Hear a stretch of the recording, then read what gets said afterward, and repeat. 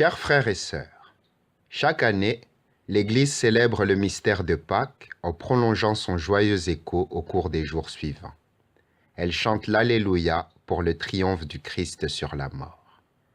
Comme le notait le saint pape Léon le Grand, la célébration de la Pâques selon une date du calendrier nous rappelle la fête éternelle qui dépasse tout temps humain. En effet, comme il le disait, la Pâque actuelle est l'ombre de la Pâque future. C'est pour cela que nous la célébrons, pour passer d'une fête annuelle à une fête qui sera éternelle. La joie de ces journées s'étend à toute l'année liturgique et se renouvelle en particulier le dimanche, jour consacré au souvenir de la résurrection du Seigneur. En ce jour, qui est comme la petite Pâque de chaque semaine, l'assemblée liturgique réunie pour la messe proclame dans le credo que Jésus est ressuscité le troisième jour, en ajoutant que nous attendons la résurrection des morts et la vie du monde à venir. On indique de cette manière que l'événement de la mort et de la résurrection de Jésus constitue le centre de notre foi, et que c'est sur cette annonce que se fonde et que croit l'Église.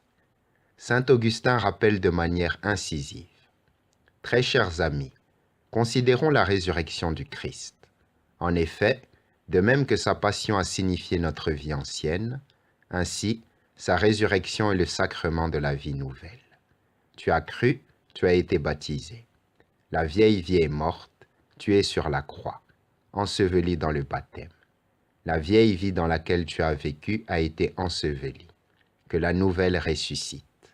Vis bien, vis ainsi pour que tu vives, afin que quand tu seras mort, tu ne meures pas. » Les récits évangéliques, qui rapportent les apparitions du ressuscité, se concluent habituellement par l'invitation à surmonter toute incertitude, à confronter l'événement avec les Écritures, à annoncer que Jésus, au-delà de la mort, est le vivant éternel, source de vie nouvelle pour tous ceux qui croient en lui.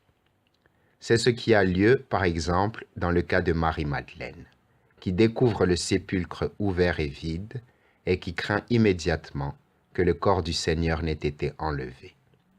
Le Seigneur l'appelle alors par son nom, et à ce moment-là, un profond changement se produit en elle.